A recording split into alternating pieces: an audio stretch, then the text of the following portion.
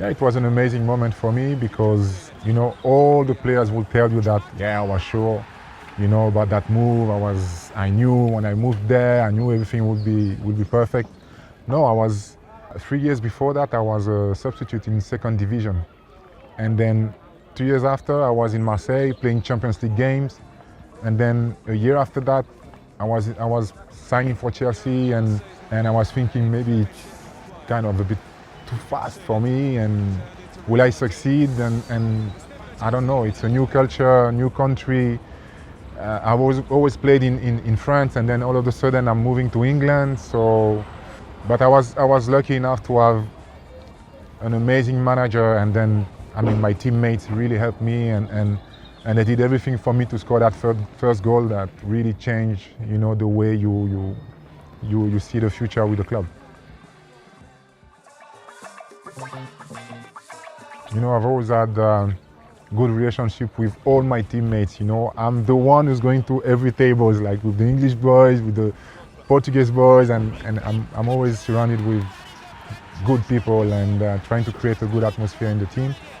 And to have my African brothers with me on the pitch, protecting me and supporting me when I'm going through difficult moments, I think it's so important. And I've had that not only with the African boys, but with all of them, and because you have the confidence and the trust of all your teammates, you try movements like the one for the goal, without really thinking on looking if the goalkeeper is in a good position, but also because I know the stadium, I know where I am on the football pitch. I know that if I see my goal, our goalkeeper's goal there, I know the opposition goal is just right behind me, and with the angles of the lines, I know where I am. So I just try things, because for me football is a show. People come to see entertainment, so I try to give it the most I can. I was in a time where I wanted to finish well, because at Chelsea I didn't play much, even though we won the league, and I came here knowing that I was not going to play much. But I was missing, scoring goals, and I really wanted to finish on a high. And so I moved there to a new league. I was in Asia before, so now I said, okay, let's try the American continent, and a good league. And when people ask me what's the difference between US and Europe, I said I know everything about football, but I went there to learn everything about soccer. So it's a different approach, but the emotions were the same. When you score a goal in China or in Montreal or in South America, it's the same feeling. The celebration and the passion is there. So the hat-trick was for me a way to tell everyone in US that yes, they think that it's not the Premier League, but I'm still there, and I'm still going to deliver no matter the level of the competition. Salomon Kalou, Obi Mikel, me, Frank Lampard, me again goal. Yeah, it was the only trophy that was missing, a domestic trophy that was missing for us. We won the League Cup, we've won the league, and we were chasing the FA Cup. We were out the season before. Liverpool went to the final. So for us it was kind of, we were really chasing that trophy, and against a very, very difficult team who just won the league a few days before that, and we really wanted to finish on a high, and especially first time for me at Wembley. I dreamt of Wembley for many years, seeing Eric Cantona scoring that goal, Di Matteo scoring in the final. All these moments at the old Wembley. My dream was to play at the old Wembley, but I've done it at the new one, and the best way. Before that game, I was injured for the past two months, but I was playing without really knowing what was the injury. So the the week before the game, I didn't really train with the team. I was training on my own with the fitness coach, and I didn't train the day before. And in the morning, I went with the fitness coach, to see if I can play. It's an important game basically. So I went there and I start to put an exercise, like outside foot, inside, and chop, and then left foot with a goalkeeper, and then he went in. So I'm like, oh, okay. So I went again on the left foot, same thing, chop, right foot, hit the net. So I'm like, okay, I'm gonna do that tonight.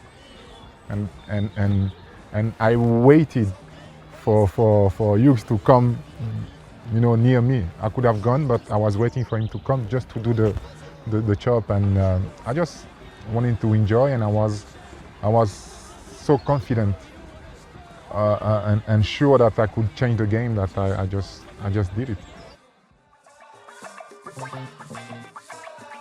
I think, I don't know, I mean, still now, when you see look at the images, I'm a bit embarrassed. I'm like, no, guys, you don't need to do that, because,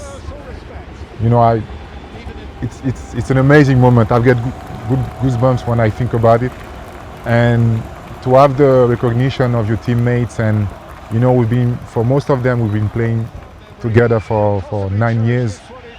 So, and that time I knew that it was really the end at Chelsea. So it was really special to me. Different emotions that day, but really grateful.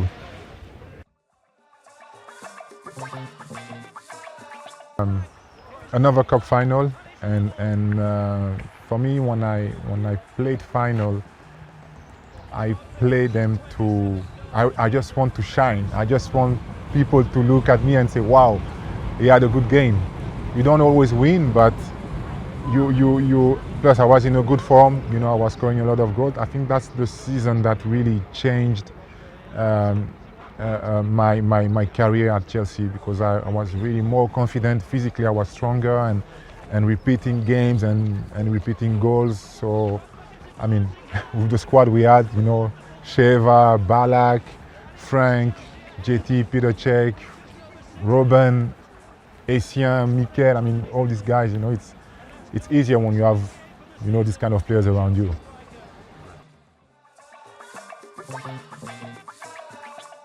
The funny thing was that the manager wanted to take me out at halftime, and so he sent the translator to me, and I told the translator, please tell him that if he's doing that, it means he's giving up. And if you give up, for me, it's not a good sign. You always have to try, and if after like 30 minutes we still like 2-0 down, okay, no problem, But he was more thinking about the next game, because we were about to win the league, so he wanted to rest me. So by saying that, I just showed him that it's not a problem. I'm gonna be there, but tonight we have to win, because last game we lost 3-0, and when the ball came from Amrabat, I was fighting with Rafael Varane, and I won the duel, and that's the only way I could have played the ball and try to hit the target. Always try to hit the target.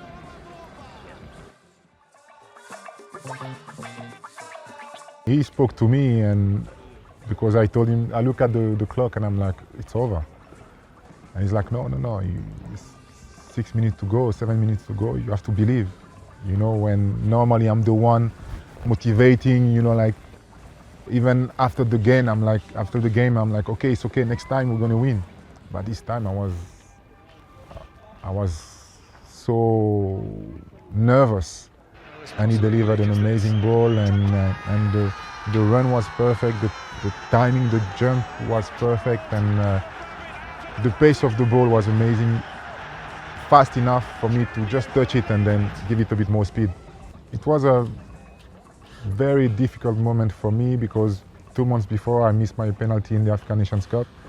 So imagine the pressure on me going there to take the penalty. But I don't know why I had the feeling, you know, knowing what happened during the game, you know, the equalizer and then the penalty save by Peter Cech. I had the feeling that this was our moment. I mean, this is our cup. So I went there kind of not relaxed but confident. And then when I scored, I mean, you know, a kid just asked me, how does it feel winning the Champions League? And I told him, you know, when you chase the cup for 8 years and then you win it, you're like, oh my God, all this work for you. You know, but it's an amazing feeling, and the celebration with the trophy. I mean, I've done that, like, it was just a moment, and what makes me proud is to see the new generation, the Mason Mount, you know, duplicating this celebration. And I mean, this is what I call legacy, and that's why we play football, and that's why I enjoyed my time at the club with, you know, seeing those kids growing and then achieving also amazing moments like winning the Champions League again.